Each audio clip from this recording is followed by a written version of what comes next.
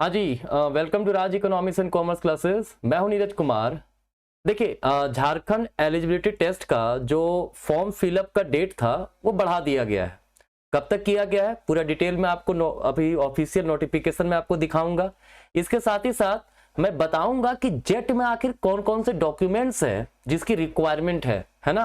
अब वो डॉक्यूमेंट में क्या क्या होना चाहिए, क्या नहीं होना चाहिए, सब डिस्कस करेंगे। ठीक है, वन बाय वन वीडियो का एंड तक देखिए, आपको काफी ज्यादा इंफॉर्मेशन मिलेगा। ठीक है, देखिए आज 5 अक्टूबर है और आज ही के दिन आपका एक प्रेस विज्ञप्ति आया है। कहता है कि जो ऑनलाइन फॉर्म भरने की तिथि जो पहले 6 अक्टूबर 2025 था, बढ़ा करके 30 अक्टूबर, पूरा महीना, पूरा अक्टूबर आपको दे दिया गया है।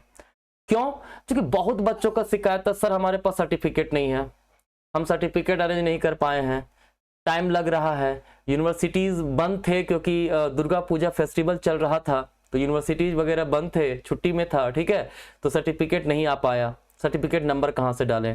तो ये सब चीजों को ध्यान में रखते हुए जेट का जो फॉर्म है, जो पहले 6 अक्टूबर तक भरा जाना था, अब 30 अक्टूबर तक भरा जा सकता है। ठीक है, परीक्षा शुल्क जो है, मतलब एग्जामिनेशन फी जो है, वो आप 31 तारीख तक सबमिट कर सकते हो, है ना। करेक्शन विंडो की जो अंतिम तिथि होगी, मतलब अगर आप कुछ मिस्टेक आपसे हो गया है, ठीक है, आप करेक्ट करना चाहते हो, तो करेक्शन विंडो जो है वो 1 नवंबर 2025 से ओपन होगा। कब तक? 3 नवंबर 2025 के शाम 5 बजे तक। ठीक है, आज ही जेपीएससी ने ये जो नोटिफिकेशन है वो लाया है, और जैसे ही आया हमें पता चला, मैं आपके लिए वीडियो बनाने आ गया हूं। ठीक है, तो ध्यान रखिएगा, जो भी बच्चे बहुत टेंशन में थे कि यार मेरा सर्टिफिकेट अभी तक नहीं आया है, अब मैं क्या करूं, कल ही लास्ट डेट है, नहीं भर पाएंगे, टेंशन नहीं लेना है।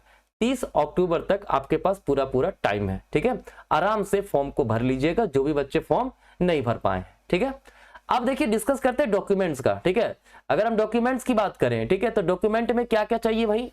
देखो, सबसे पहला अगर हम मैट्रिक की बात करें, ठीक है, मतलब क्लास 10 का, तो आपको इसमें सर्टिफिकेट चाहिए, ठीक है, और इसका मार्कशीट चाहिए। क्लियर?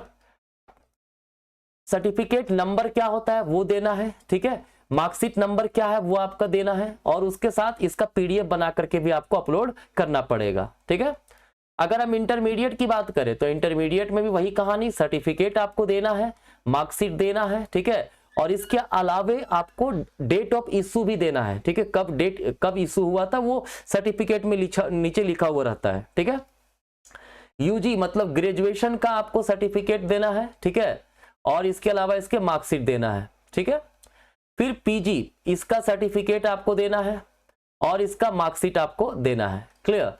ध्यान रखिएगा, अगर मान लीजिए पीजी का या यूजी का आपके पास सर्टिफिकेट नहीं है, भाई प्रोविजनल सर्टिफिकेट है ना, तो प्रोविजनल सर्टिफिकेट का नंबर आप दे दीजिए, कोई दिक्कत नहीं है, और वो अपलोड कर दीजिए। ठीक है, पीजी का भी प्रोविजनल सर्टिफिकेट का नंबर दे दीजिए, ठीक है, और उसका जो आपके पास प्रोविजनल सर्टिफिकेट है उसे अपलोड कर दीजिए। ठीक है, ये सबके लिए है।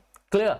अब ये तो सभी को भरना ही है ना। इसके अलावा आधार कार्ड, मतलब कोई भी एक आइडेंटिफिकेशन जो है आपको देना पड़ेगा। आधार मान लीजिए आप दे रहे आइडेंटिटी के लिए, तो आधार कार्ड आपको अपलोड करना पड़ेगा। ठीक है, इसके अलावा जो बच्चे रिजर्वेशन कैटेगरी में आते हैं, मान लीजिए BC1 में है, BC2 में है, ठीक है, SC है, ST है, उन्हें क्या करना होगा, उनको अपना जो है कास्ट या फिर इनकम सर्टिफिकेट देना है। ठीक है, ध्यान रखिएगा, या तो कास्ट सर्टिफिकेट या तो इनकम, दोनों दिया हुआ है, मतलब दोनों में से एक डालना है आपको। ठीक है, दोनों जरूरत नहीं है।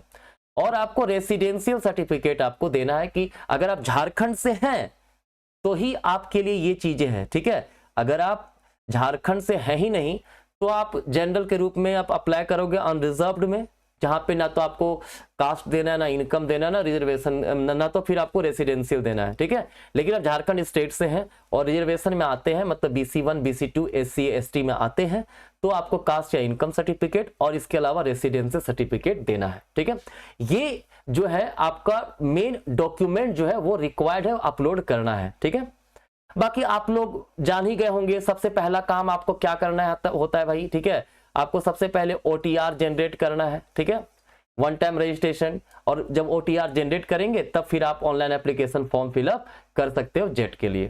ठीक है, कोई दिक्कत नहीं है।